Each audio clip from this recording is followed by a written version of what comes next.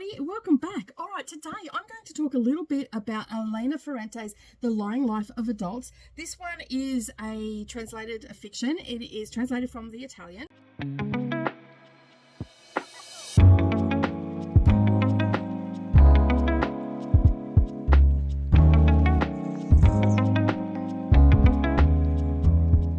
And you probably noticed that I've been reading a lot of translated works. As I've said before, I do have a lot of translated works on my shelf, whether it be accidentally through the Bookgrocer box or whether I've actually picked them up or recommendations from other booktubers that I watch, such as Simon Savage, and mainly Jen Campbell is where I get my translated works fictions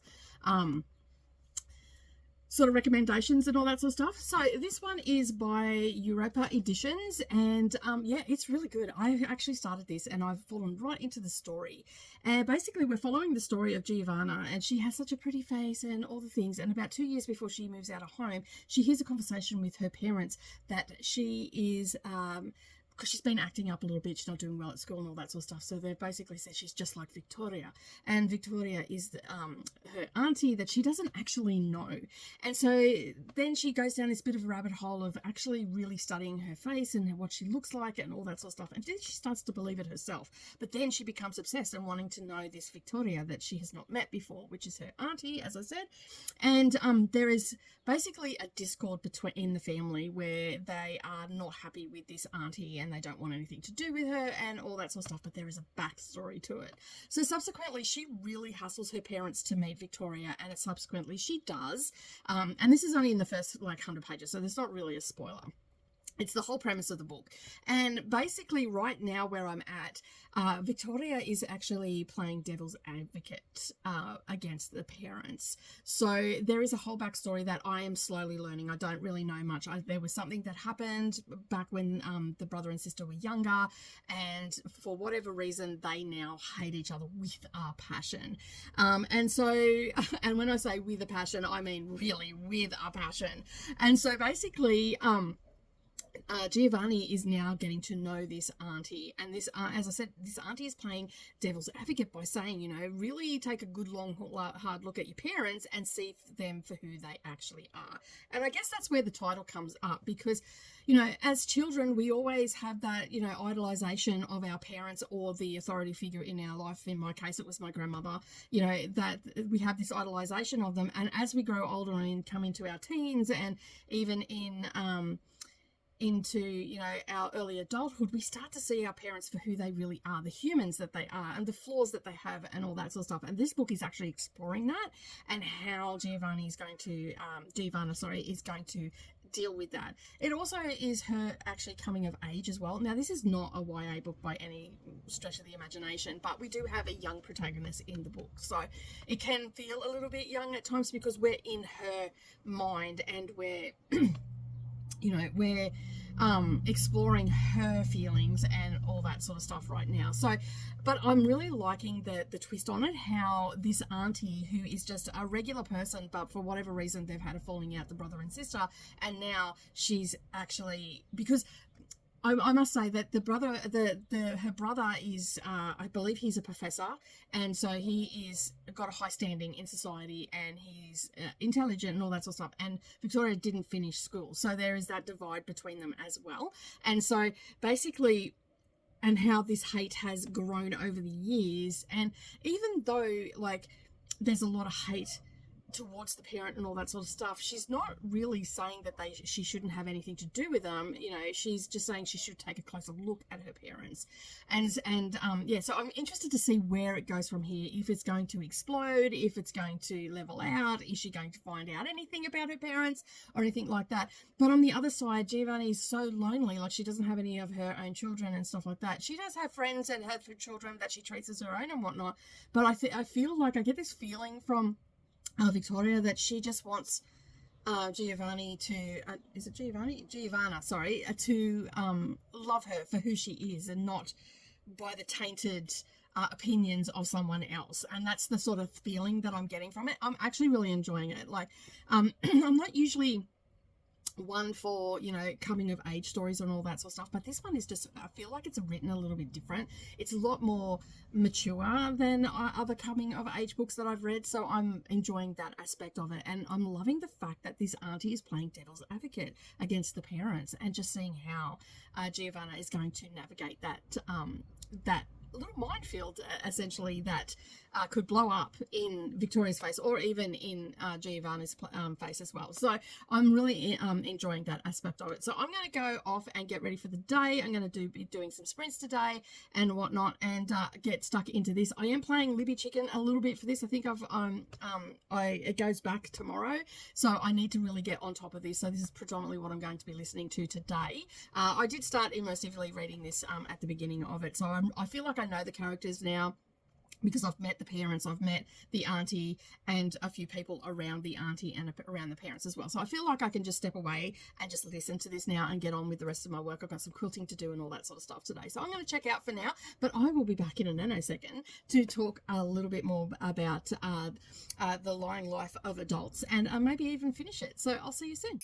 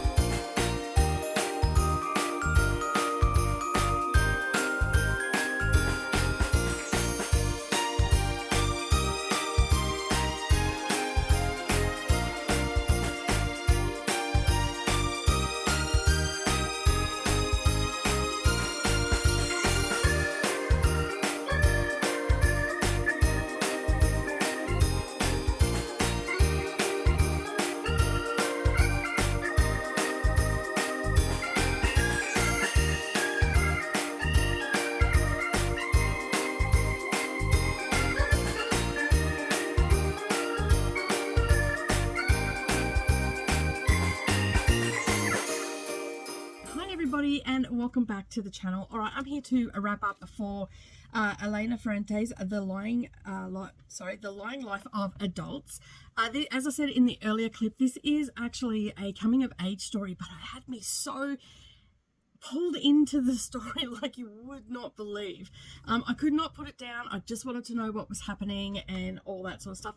And I can't really explain why I felt this way about the book, except that I don't know, I just think that whole aspect of the auntie playing a little bit of devil's advocate and trying to get Giovanna to open up I'm like, that's not right, to open up her eyes and take a closer look at the adults around her and whatnot. So that was quite interesting. And I think I found it so interesting, as I said earlier, is because as we grow, if you think back to when you're a child, you idolized the adults around you, you thought that they were the be-all and end-all, and then slowly as you grew up, you either worked out that you were smarter than them, or, you know, things like that, or they weren't all that they were cracked up to be, and they were just human after all. And this pretty much, for me, that's what it basically was. And of course, as I said, it is a coming of age story, so we do go through the process of Giovanni learning about herself and what she's capable of, what she wants out of life, and how she can make changes and all that sort of stuff as we're going along, until the final way it ended, which for me I thought was a little bit, it was perfect. At the same time, it wasn't a great finish for me, but it was still satisfying. it was very mixed feelings on the ending, as you can see. But I thoroughly enjoyed it, and so much so that I want to go and check out more of the books. And I was talking a bit about this on Sprints, just talking about how I was enjoying it.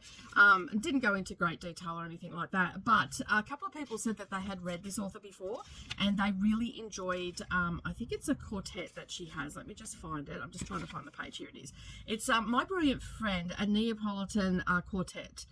So there's about 10 books that I can look at getting from this author. I really did like their style of writing, and just how the storytelling, it was just like it's slice of life, but with a twist. Does that make sense? Like, so you're in her life at that particular time over a couple of years. It was about a 2-year period, and just the people that she met and how she felt about life and all that sort of stuff. But the one thing that really stood out to me is at the beginning of the book, as I said, 2 years before leaving home, my father said to my mother that I was very ugly.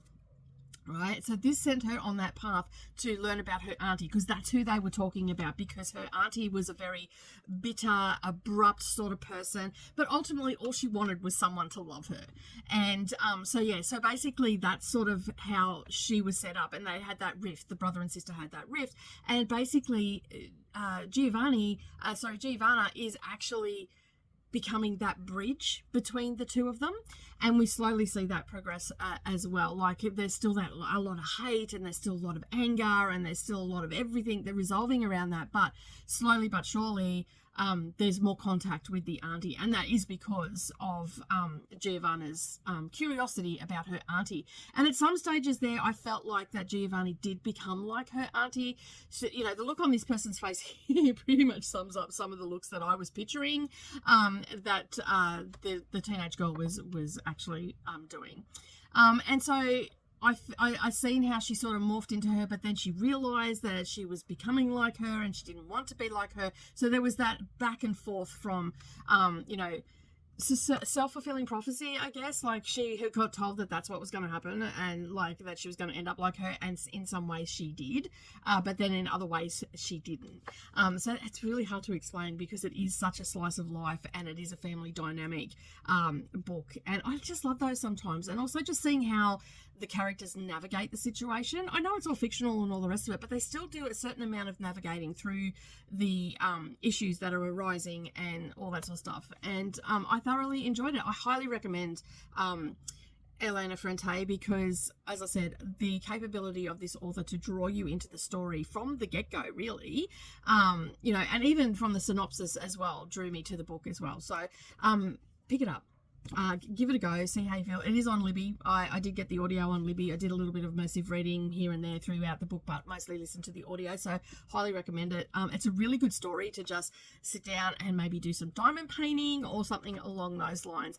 Alright, so in talking about diamond painting, it is Thursday morning here, and I'm getting ready for my crafty sprints, so I'm going to do a little bit of diamond painting today, and and I'm going to move on to the next book, which is, where is it? I did put it over here. The next book that I'm going to read is the bookbinder of Jericho. Okay, so this is editing me coming in and doing a voiceover, because I had a major change of plans. I ended up reading Carissa Broadbent's The Nightborn duet series, and I sat down and I binged that series, and there's a future video coming for that. So obviously I didn't get to the bookbinder Jericho, so don't worry though, I will be getting to it, and I will make sure that I will talk about it, and you will see that. So I'll probably get to that towards the end of the month. But that's the end of this video today. So the things that you need to do right now is click that subscribe button if you haven't already done so. Hop, skip, and a jump over to the like button and give me a thumbs up. And if you like the content that you see here today and how I talk about books, come over and check out my Patreon. We've got lots of things happening over there. But as I said, that is it for me today. I just want to wish everybody a happy